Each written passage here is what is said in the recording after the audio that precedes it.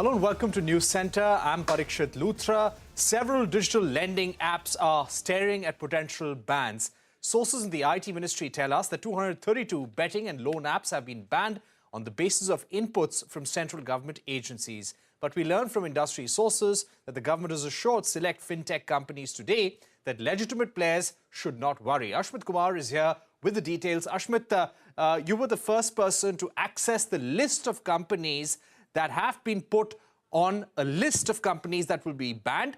And this, we believe, is on the basis of inputs from intelligence agencies. And this is a protocol that the government has been following over the last 2 years. What more do we know about the rationale behind banning these companies? What are some of the linkages here that the government has identified or raised objections to? Well, as far as the action and the takedown order itself is concerned, it was based on input that has been shared by the Ministry of Home Affairs. That input essentially pertained to two factors. Number one is linkages with Chinese entities, and the second is an increasing amount of consumer distress that has been voiced on social media and has been voiced in various platforms, shared with various government ministries. That's been collated and shared with MeitY. So that's as far as your question on the grounds for this takedown action is concerned. As for the scope of the action itself, it's quite wide. We've managed to access a part of the list of some of these players that have, in fact, been red flagged. As far as the loan segment or the fintech space is concerned, as many as 94 players are facing the axe here.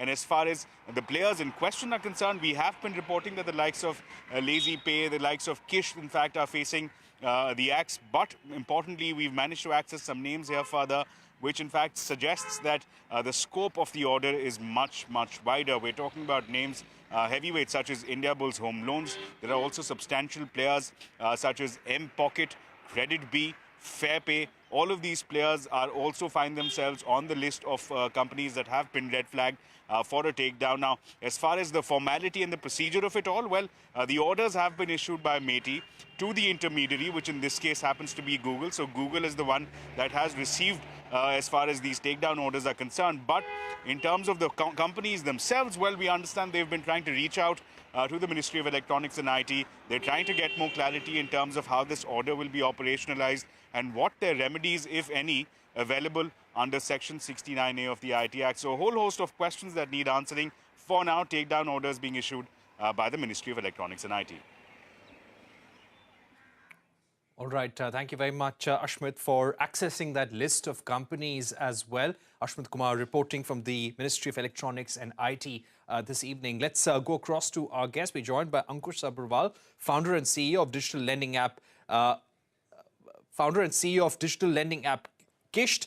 Anuj Kacker of Digital Lenders Association is also joining us. And let me now go across to all our guests. Krishnan, if I can begin with you. You have been in consultation with the government. It's quite clear that there is a long list of companies which have been put on a list that will face a possible ban. How has this impacted your operations in the last few days? Hey, thanks, Parikshit, for having me here. First, let me at the outset say we have not received any notice or communication from the government as yet. And we are also seeking clarification, having heard from the sources. At this point in time, there is absolutely no impact on our operations. The Kissht platform continues to operate, continues to serve millions of customers as it has done for the last many years. Right. So you're saying that you've not got any kind of communication from the government so far. But let me go across to Anuj as well. Anuj, does this create a lot of uncertainty for some of the players in your association? Could you give us a sense of how many fintech startups could be possibly impacted by this move? Sure. Hey, thanks for having me here. Yes, it's not an easy time. It's nerve-wracking because everybody's waiting for the final list to come out. Like my esteemed colleague mentioned that formal notices have to go out now, so everybody is waiting to see what is the impact. But like the way you were reporting just before this. You had mentioned two reasons why, this thing would have happened. One is probably there is a Chinese connection or there's a Chinese loan app connection. And the second is some collection practices. I think both are very easy to, showcase paperwork. So you can easily showcase who your shareholders are, who are sitting on your cap table to show if there's any linkage there or not. or if there's any, proof of money laundering. And then the collections issue, I think something that we've been working towards as an industry for the last couple of years, and that's what the DLG, the Digital Lending Guidelines, also mentioned, which was a crackdown on all these unfair practices. So I think a lot has happened over the last few years, over the last few months for sure.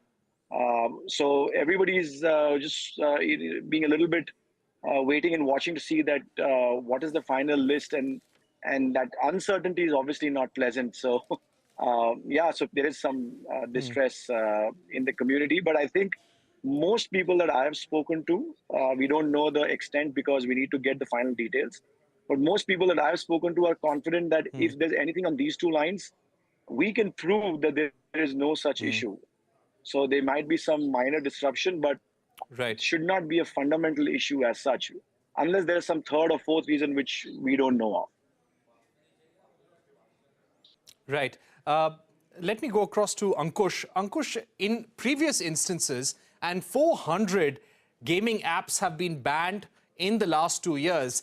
The government tells us, and we hear this off record from our sources, that this is a process that they have been following over the last 2 years. There are inputs which comes from the MHA, and the MeitY acts on these inputs. But no list has been issued. Do you think the government must come out clearly, publish this list, and make it clear why these apps are being banned? Yeah, thanks, Prakshit, for asking me. If you see, the government takes decisions, I think, mainly considering two aspects, right? The consumer interest and country, right, as a whole, the interest of the nation. If you see, I think whatever has been called out by the government is twofold. One on the consumer interest, right, about the lending app, whatever I've heard from the public sources, is I think even 3,000% interest was also was getting charged, right? And a lot of force was being made and to recover at the time of default.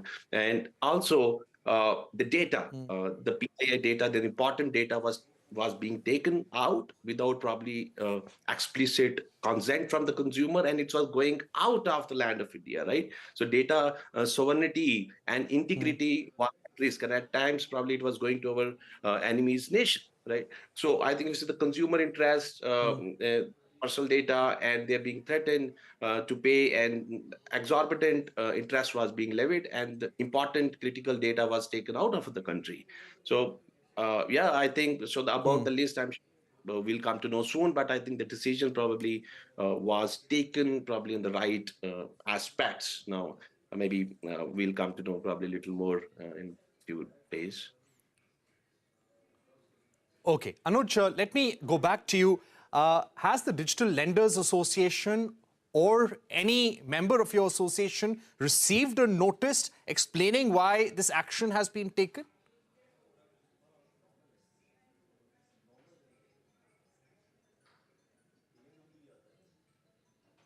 Anuj, are you there with us?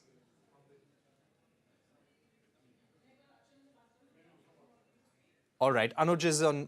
All right, we'll come back to Anuj. Anuj, we believe you're on mute right now. But Krishnan, coming back to you, yeah, Anuj, we can hear you now. Sorry, I was saying that no, we don't know that. I think we are awaiting details of why. The minute you know why, then it's very easy for you to go and resolve it, right? You can produce documentation towards that effect. But we don't know as of right now. Whatever you have told in your report is probably what we also have heard.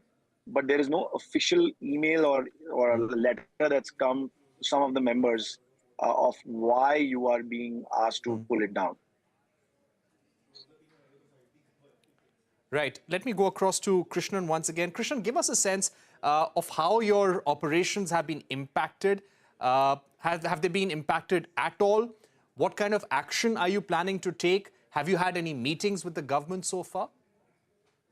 So, I mean, just to reiterate, Parikshit, as of now, no impact on the operations at all.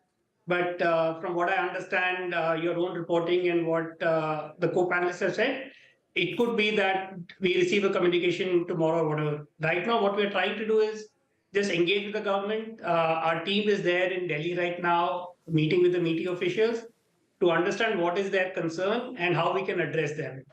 if I understand my co-panelist, if the concern is around either, anything to do with how the funding of the operations happen or anything to do with, consumer data, we'll pass with flying colors. I mean, Kissht been around for 4 years. We are the most credible digital lenders out there. We are part of FACE organization, working with RBI to, have some of the best practices when it comes to consumer digital lending. And more than that, I mean, of course, the digital lending guidelines are out. We are 100% compliant to that.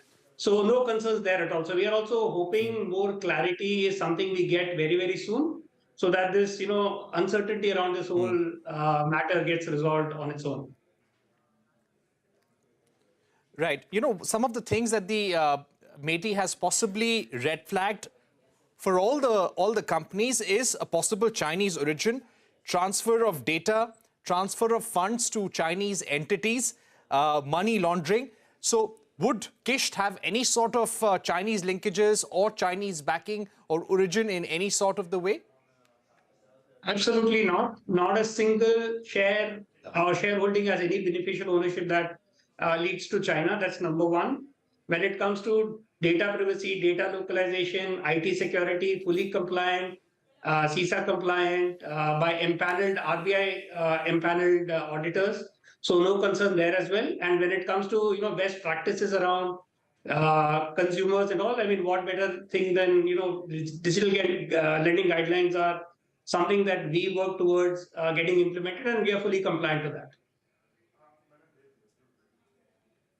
Right. Anuj, coming to you, what happens after this? We're looking at almost 98 or 100 apps that have been that face a possible ban.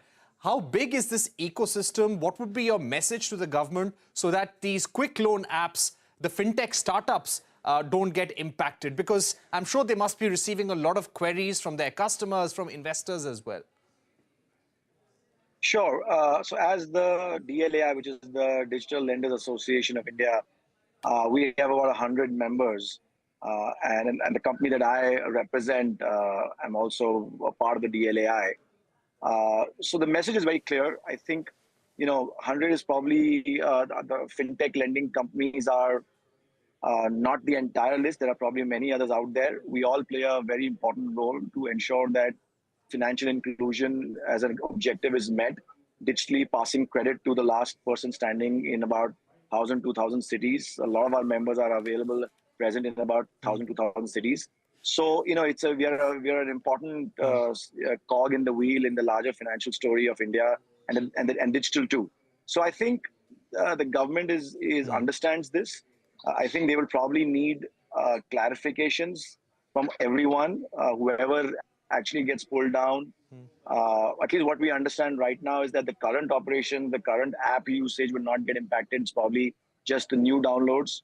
So everybody will go and maybe they will have to present what the documentation has to ensure that, whatever other concerns that the government has raised are clarified. So I think we will be back to normal very soon because we've gone through this exercise over the last couple of years, right? And that's the reason why the DLG, the digital lending guidance, were put together. And we were forced into ensuring that, not forced is not the right word, but we all ensured that by certain date we were all compliant so that all these issues get taken care of. But Anuj, has any meeting been called by the government so far, or are you awaiting a formal notification on a meeting?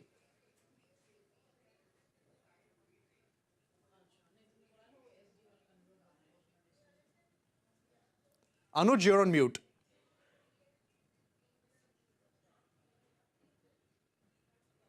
All right, we'll get Anuj back. But Krishnan, do you feel that the government is going to call an industry-wide meeting in terms of the companies which have been put on that list, or there will be some individual sessions that will be called? Do you expect a meeting to be called in the next few days? Has any assurance come from the government? Yes. So we understand that there will be some meetings that will happen with the Ministry of Electronics and Information Technology, perhaps both individually and collectively with organizations. So we believe that the meetings will happen over the next few days, and then we'll have more clarity on the way forward. Right. And any requests that you would have to the Ministry of Electronics and IT and the Ministry of Home Affairs?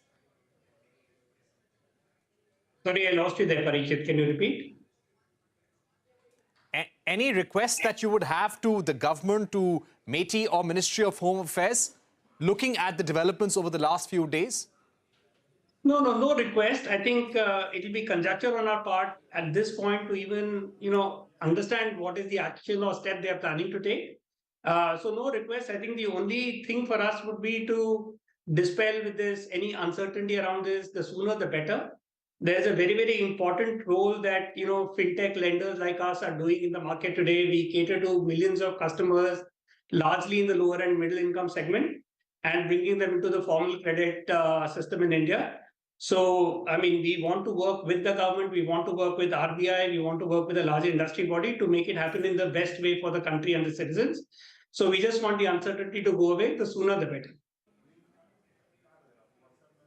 All right. Thank you very much for joining us, Krishnan, Anuj, and our other panelists, Ankush Sabharwal as well. We've run out of time on this segment. We're heading into a short break, but when we return, we look at the Adani controversy, which continues to rock Parliament. A discussion with Syed Nasir Hussain, Rajya Sabha MP of the Congress, when we are back.